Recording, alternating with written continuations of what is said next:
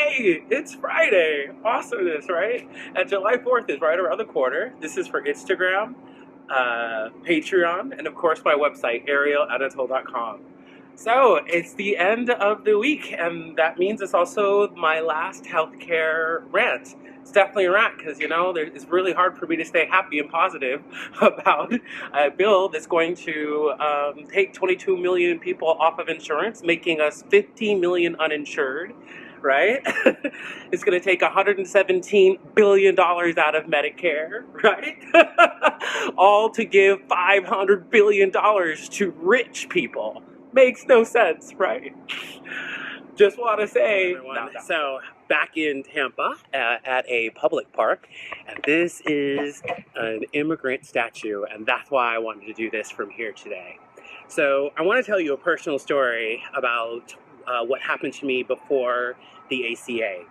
And the reason why I want to tell this story is this new bill will bring it back to that type of healthcare. So insurances really don't like to lose money because they're a for-profit corporation. So they like to put caps on how much they will spend on your policy, right? And this cap is to make sure that no matter how sick you are, they are going to make a profit, right? So I used to reach my cap in 3 months because of my needing talk therapy once a week. Meaning that after April, so really sort of around my birthday, I would start have to pay out of pocket for therapy, for psychiatry, and, gosh forbid I got a cold or needed to go to the doctor for any other reason because I had reached my annual cap, right? Although that didn't mean they stopped charging me for my insurance. And that's the humor, right? I still had to pay the insurance bill because if I didn't, then I wouldn't be able to get new insurance, right? However, my insurance stopped working for me in April. They want to do that. They want to bring that back. Yeah. They also, oddly enough, so I will still be able to get insurance because of this pre-existing conditions.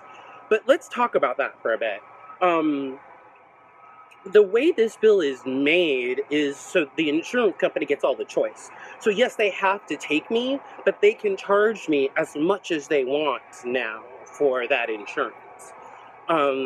They can also give me a lot less in services. So one of the really amazing things about the Affordable Care Act was not just that it tried to make insurance affordable for everybody, it also made sure that, like, today I went to see my regular doctor that was a very small copay because it's an annual physical. This is going to prevent me from, having to cost the health services more in the future because I'm catching things early. The problem when you make healthcare expensive, as I'm sweating away, is that it becomes more expensive for everybody else, right? Because I don't go to the doctor on an annual basis. That's too expensive for me, and I'll wait 3 years, and next thing you know, I've got super high cholesterol, and I'm dying, and I'm going to cost the system more. But if I catch that early, right, preventative care, and the ACA... lots of failures in this bill, lots of failures in Obamacare, but it definitely brought up the level of preventative care, which will bring down the cost of care in general. The new Republican Trump care bill throws all of that away. It is... So I hope you enjoyed the week. In closing, again, I just want to say thank you so much from the bottom of my heart for all of the hearts in the comments. This has been an amazing week on healthcare, and each and every one of your hearts and comments have been just so touching. I also want to say a personal thank you to all those who visit the website, arielanatole.com, and make a donation. I sincerely appreciate it. It helps this message it helps more people see this message. I also don't have a patron on Patreon yet. Looking forward to thanking the first person, though. And that's it. I'm not going to do a Monday post because it's July 4th. And so I'll see you all on Wednesday.